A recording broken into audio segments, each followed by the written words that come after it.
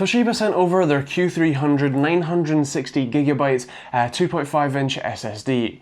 Now, this is a fairly standard SSD when it comes to sizing. Overall performance, it is a SATA 3 SSD, and of course the box itself is something that you'd likely pick up in a hardware store, so relatively stylish there. The SSD itself is a fairly standard 2.5-inch size. I believe it's 7mm, which comes with a bracket that you can use to sort of space it out to a 9mm drive if you're installing it in a laptop. This kit itself is just the SSD, the spacer, and a couple of manuals, including a very thick warranty manual. But the SSD is, as said, standard in its form factor, including standard mounting holes left, right, and on the bottom as well, and obviously the SATA data and SATA power ports on the side. Now, this drive's main claim to fame has to be its price. At the time of filming, especially for the 1TB or the 960GB model, you're looking at £230. Obviously, that's at the time of filming and in the UK, but that's a really impressive amount of money when it comes to the performance and the size that you get.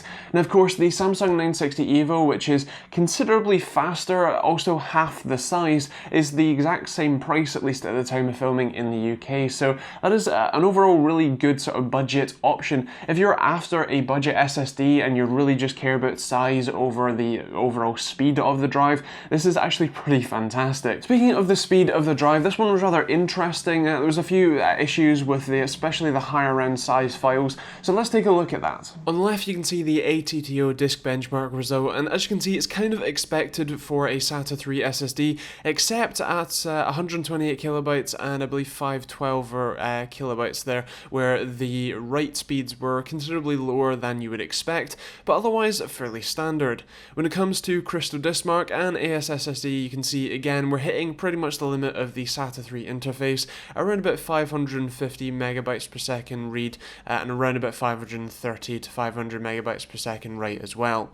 Taking a look in the top right hand corner, you can see the GTA 5 copying, and while the Samsung 960 EVO drives are easily doing 600 to 800 megabytes a second here, this one is limited to somewhere between 200 and 100 megabytes per second, with a rough average being about 150 megabytes per second there.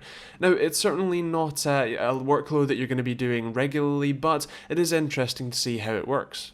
So as I said, if you're willing to put up with the potential speed issues that the drive has at certain file sizes, especially if you're just installing your SSD in a couple of games and fairly regularly transferring music or movies or whatever to it, I wouldn't be too worried about the overall performance of it. I think it's pretty fantastic, and of course using Toshiba's 3-bit per cell NAND flash, I think especially them liking to claim that they're the creators of flash memory, and with the 3-year warranty, I think you're probably going to be in fairly safe hands. When it comes to scoring, I think for me this has to be a 4.5 or a 5 for value for money. It really is quite fantastic there.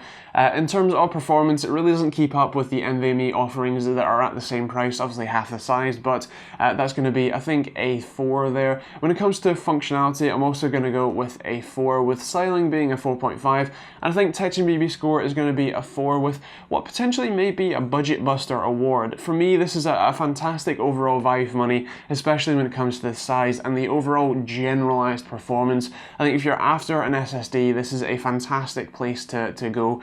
And of course, if you want the higher speed, check out the Intel 600Ps in the more budget category, or check out the slightly higher end Samsung 960 EVO, or even the Samsung 960 Pro if you want mega performance and mega speed, but obviously at mega price. If you want to know any more about this drive or the pricing when and where you watch this, check out the links in the description down below. I'd love to hear what you think. Is this drive something you'd like to upgrade to or pick up? Do you already have an SSD in your system, and especially what size you're running? That's quite an interesting one. And also, is your next upgrade going to be to an NVMe drive, or are you sticking with whatever you've got right now? Let me know in the comments down below. I'd love to hear what you think.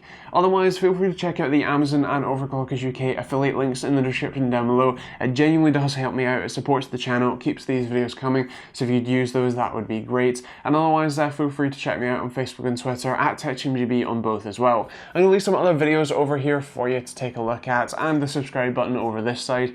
Feel free to like and share the video as well whenever you fancy. And otherwise, that's pretty much it. So thank you for watching, hope you enjoyed it, and we'll see you all in the next video.